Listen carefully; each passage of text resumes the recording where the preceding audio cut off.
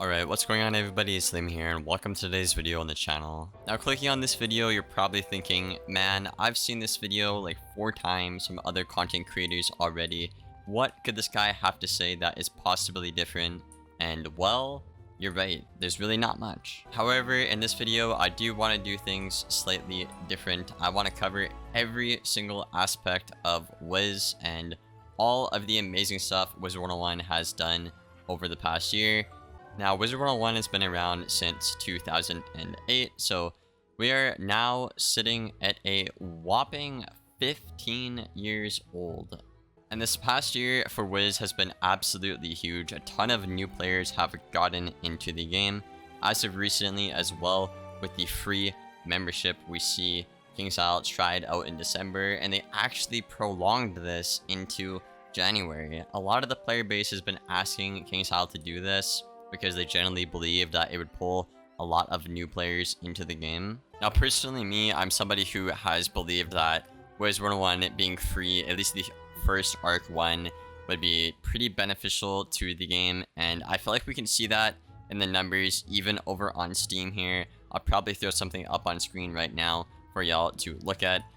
The Steam numbers have been up, and honestly, it's more up, and even in, just different areas of Wizard101, I have noticed that, a lot more areas are becoming a lot more populated and full, Not right now because it's literally 2 AM at the time I'm recording this video, but I've literally been in the middle of Mushu in some random area, and entire realms have been filled up. I'm talking like the first page and a half have been completely full, as in you literally cannot travel to them. Now, this was made pretty apparent to me because I was farming the Takanobu fight to get my Goat Monk and Samurai Spellements up, obviously, just for PvP and, Azoth for the guild, stuff like that.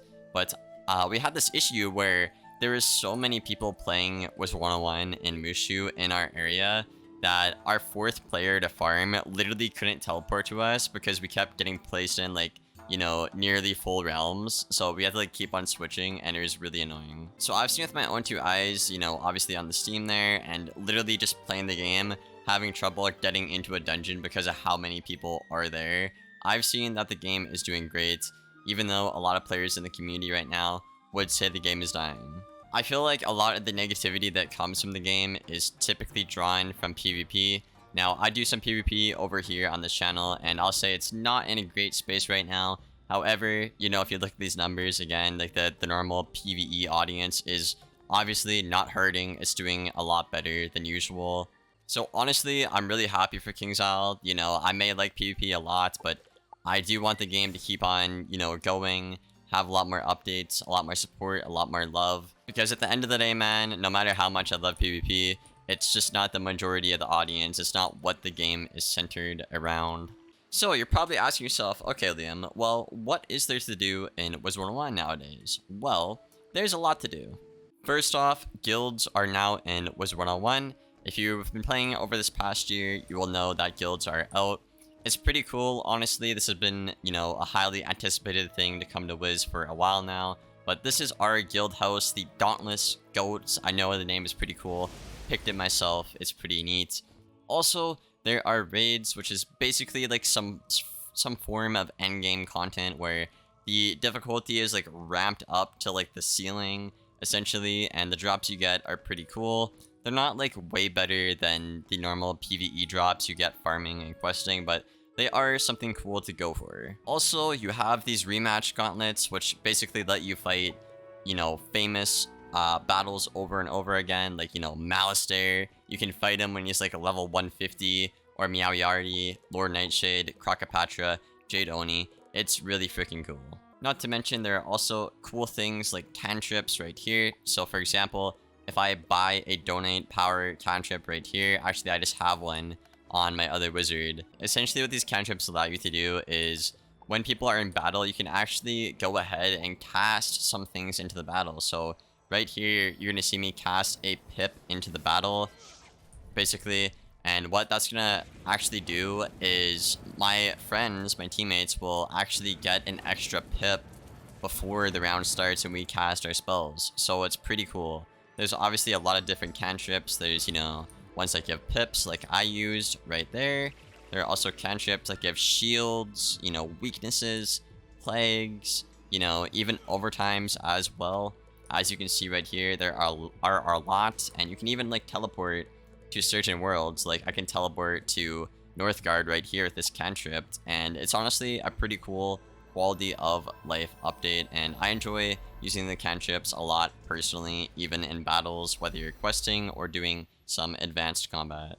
Now, if you're somebody who hasn't played in a long time, I'm talking like 10 years, a decade, around that time frame, there are these new events in these new scrolls. Basically, a scroll operates like a battle pass, you know, from other games like Fortnite, Apex, Call of Duty, if you play any of those. It's basically like the battle pass system from those games. So basically how this works is you have your main scroll here, so the Winter Scroll of Fortune, and then you have these side events that rotate in weekly, and you have, you know, Beast Moon, you have Beast Moon Hunt, Beast Moon Mayhem, you have Decathlon for all 7 of the schools, you have Spiral Scene, you know, pet events, stuff like that. There's a lot going on in these events, and a lot of players, you know, obviously have their favorite events.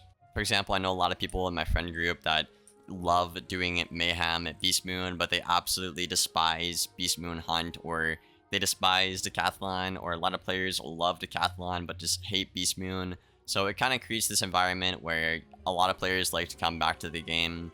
If you even don't have anything to do, you know, any farming, any spells to get, you can just come back and play your favorite event for the fun of it, or to get the rewards, which is pretty cool and a great idea on KingsIsle's part. Now, as for PvP, you know, whether you are a low-level PvP player or somebody who plays at max level like myself, there's a lot to do.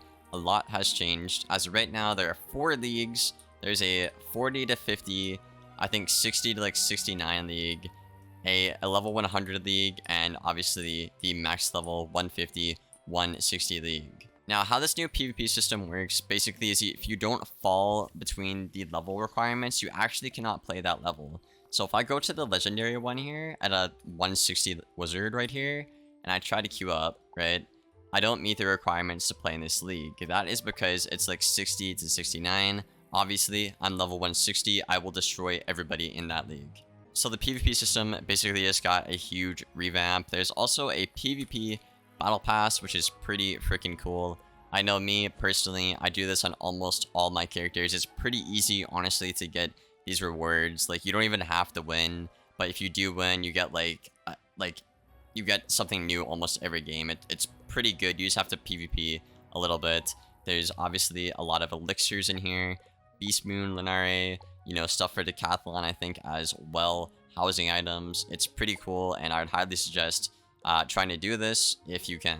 As for PvP itself, at least for level 160, which is the main league in the game, as in like the most popular, the most updates, it has a lot of problems. There's a lot of people cheating and exploiting at higher ranks. Also, the meta is very one-shotty and stacky, and school identity is just really not there at level 160 right now. So it's not really the best place to PvP. You know, if you're a long-time player, I would suggest playing one of the lower level leagues where your school identity kind of makes a little bit more sense. Now, as for tournaments, I know a lot of players really like tournaments. I honestly am one of the people who actually did tournaments quite a bit, you know, but back in my day, I sound like a boomer now, oh my god, but I used to do tournaments quite a lot, you know, with my friends, you know, solo, even. I have a ton of trophies at our guild hall I could probably show y'all.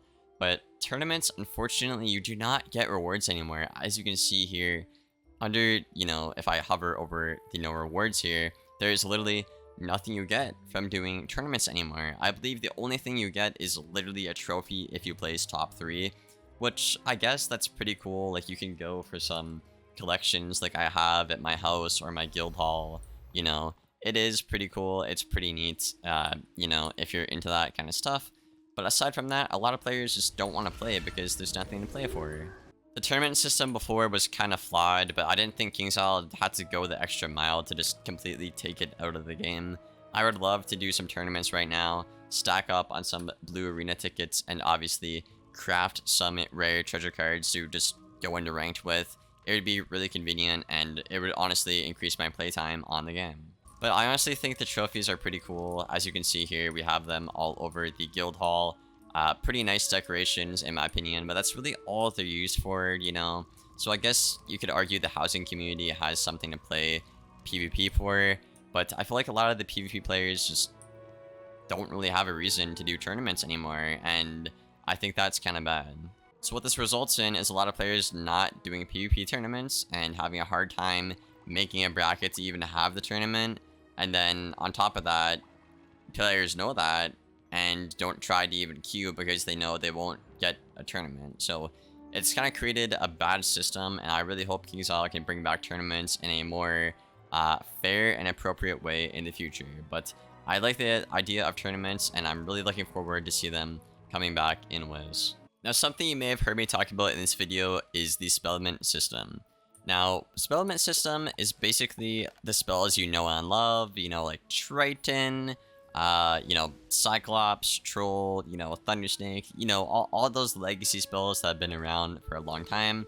KingsIsle has tried to kind of revamp these spells in some case. So this is what it looks like with the spell, obviously the Spellements. So you collect X amount of Spellements and you tier them up to make them better, and you can choose what path you want for the most part, whether you want, you know, just more damage, or you can go a path that has less damage and more utility that is kind of orientated around your new school identity following the Rochambeau.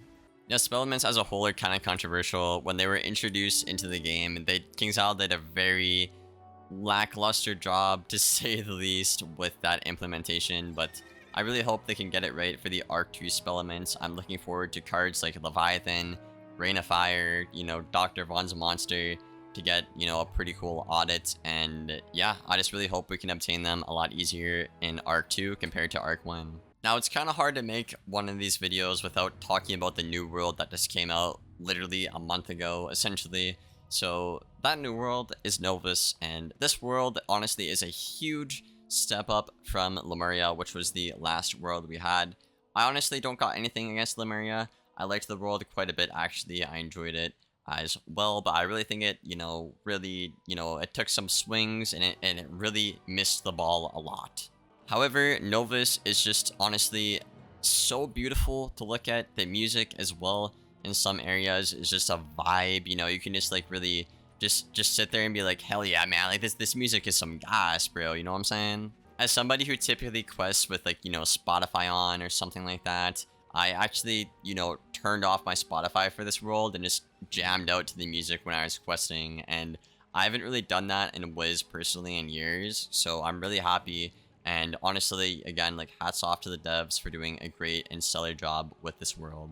Now, I'm not going to talk too much about the story, obviously, in this video. That's not what it's around, but the story is honestly pretty captivating. It's not my favorite one between all of the other arcs in the game, but I think this, you know, story is pretty captivating, pretty original as well. A lot of the other stories in the game were kind of like, you know, cliche and stuff like that, but this one is trying to do something different, and I can honestly respect the writers and the dev team for that. One minor, you know, nitpick I would have to say about this is probably the crafting system. There's no pity system.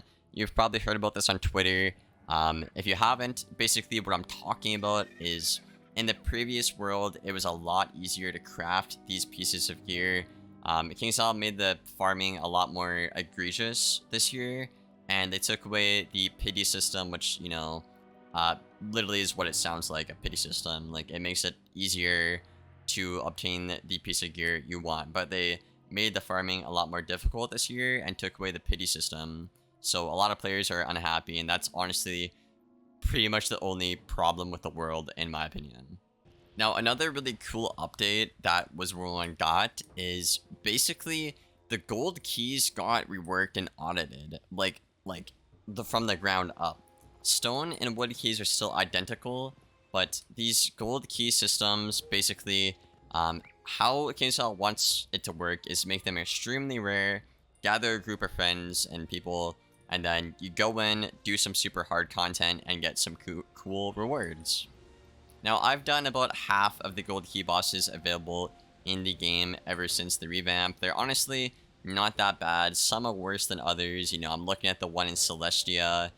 Wisteria as well. Those are pretty annoying. But you get like Crown's gear, you get Spellements for cards like Lore Master, you know, Hammer Thor, Ratspin, Winter Moon, stuff like that. You can actually make those spells even better, which is honestly pretty cool with this update. You also get Azoth, which basically is, you know, currency for your guild, is the best way I can put that.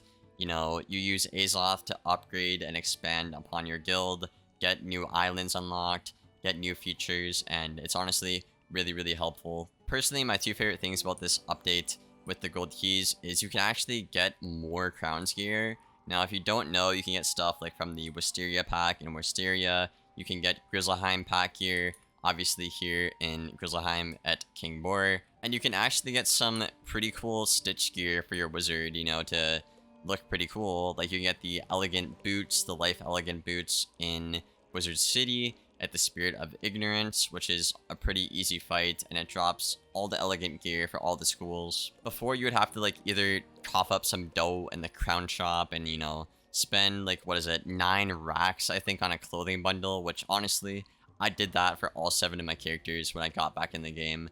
I'm extremely guilty of this, don't judge me, but you would either have to do this or go out of your way and farm each individual piece of gear for, you know, whatever school you wanted on, which was really annoying. But having this gold key rework allows KingStyle to control more of their drop rates and have more easier obtainable pieces of gear.